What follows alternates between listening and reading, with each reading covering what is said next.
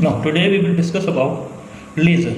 Before this, we have done journal entries regarding all the journal entries, or we have done the GST journal entries. Now, अब particular account that means कि अब उसको classified करना है, ये assets का account है, ये आपका expenses का account है, इंडिविजुअल अकाउंट के बारे में पूरी डिटेल के लिए जो भी अकाउंट बनाते हैं वो लेज़र होता है आपका, ठीक है। दैट मीन्स जर्नल एंट्री से पोस्टिंग करना लेज़र में। अब लेज़र का जो फॉर्मेट होता है आपका नॉर्मली सबसे पहले जो आता है आपका date, then particulars, then journal folio. Journal folio का मतलब है कि जो ट्रांजेक्शन का हम लेज़र में पोस्टिंग कर रहे हैं वो किस पेज नंबर पे है जर्नल की। जर्नल फोलियो के बाद आपका आएगा then amount, then again same repeated thing होगी date, particular, JF and amount. So ये आपका नॉर्मल फॉर्मेट होता है लेज़र का, पर्टिकुलर्स,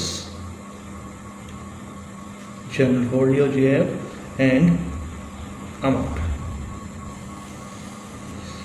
नाउ सपोज कोई भी जर्नल एंट्री, जो ये पार्ट होता है वो आपका डेबिट साइड कहलाता है, ये पार्ट होता है आपका क्रेडिट साइड। कोई भी जर्नल एंट्रीज हम करते हैं तो उसमें जितने भी अकाउंट होते हैं उसका अलग अलग लेज़र बनेगा। किसी भी एक बिजनेस में अलग अलग लेज़र बनेगा, बट वो अगर रिपीट हो रहा है तो उसी लेज़र में ही उसकी एंट्री होगी। सपोज हमने सेल किया कुछ, तो cash account debit to sales. अब कैश, सपोज हम कैश अकाउंट बना रहे हैं, we are preparing the cash account, that means cash का लेज़र बना रहे हैं।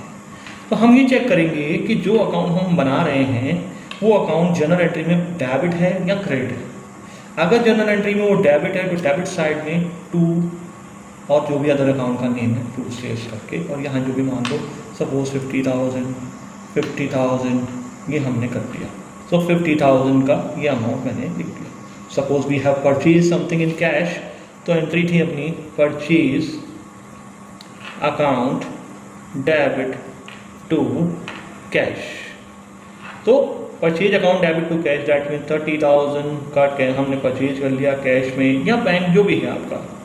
सो purchase account debit to cash, here we are preparing cash ledger. So cash क्या है यहाँ पे क्रेडिट है, तो इसके क्रेडिट साइड में बाय और जो भी अकाउंट हुआ है डेबिट बाय परचेजेस अकाउंट हम लिख देंगे 30,000। सपोज हमने कोई इनकम रिसीव की, सपोज इंटरेस्ट रिसीव किया हमने, तो cash account debit to interest received,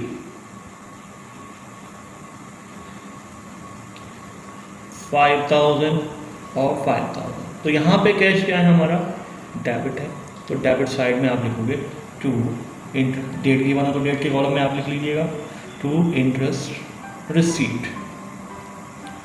अब ऑल द ट्रांजेक्शन चाहे मंथली हो चाहे कैसे भी हो, रिकॉर्ड करने के बाद at the end of the month हम फाइंड आउट करते हैं कि एक्चुअल में हमारे पास बैलेंस कितना है, क्लोजिंग बैलेंस कितना है, हमने कितना खर्चा किया कैश में, कितना हमने रिसीव किया कैश में, उनका नेट हमें निकालना पड़ेगा। इसलिए एक दो ट्रांजेक्शन और लिख लेते हैं हम। सपोज हमने कोई एक्सपेंसेस इनकट किया, क्या एक्सपेंसेस इनकट किया हमने कि सैलरी दे दी हमने एम्प्लॉयज़ को, तो salary account debit to cash, ये हो गया 2,000 और 2,000। यहाँ पे कैश क्या है हमारा क्रेडिट है, कैश हमारा क्रेडिट है, तो यानी क्रेडिट साइड में हम लिखेंगे बाय सैलरी अकाउंट अमाउंट 2,000। ये हमारा लेज़र, इस तरह से सारे लेज़र हमारे क्रिएट होंगे।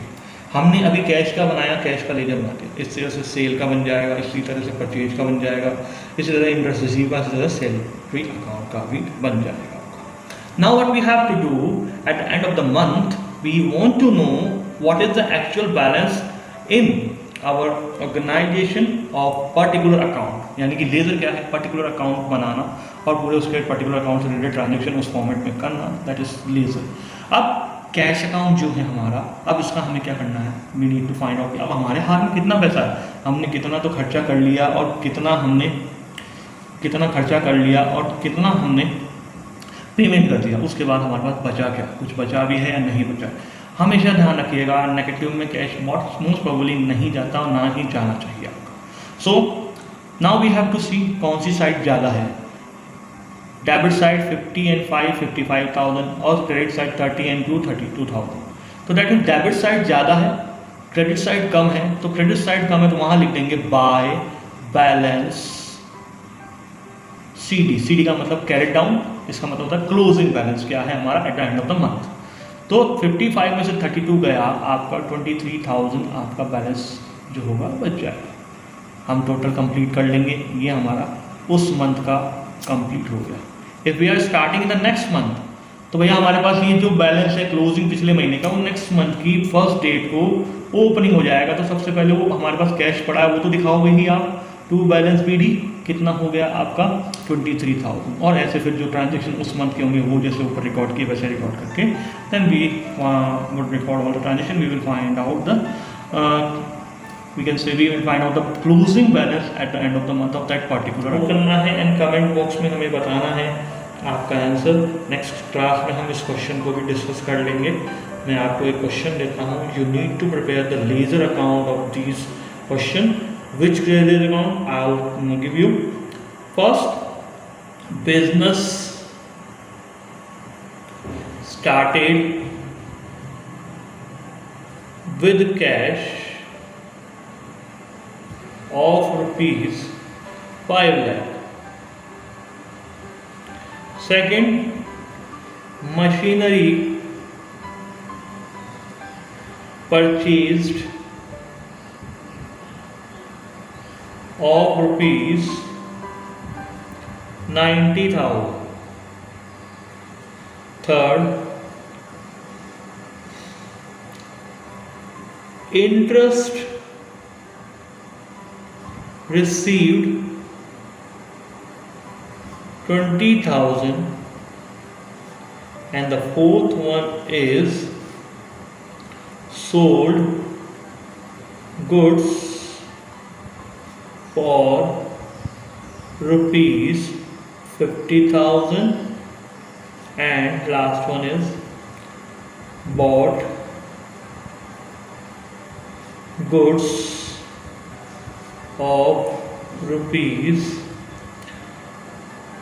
40,000. So that means आपको क्या करना है, only you need to prepare cash account. That means cash का आपको लेजर बनाना है, इसका आपको बैलेंस फाइंड आउट करना है। What is the balance, debit balance होगा या क्रेडिट बैलेंस होगा, ये आपको फाइंड आउट करके कमेंट बॉक्स में लिखना है। Then we will discuss, I will tell you the answer of this question in the next class. Till then, thank you for watching this.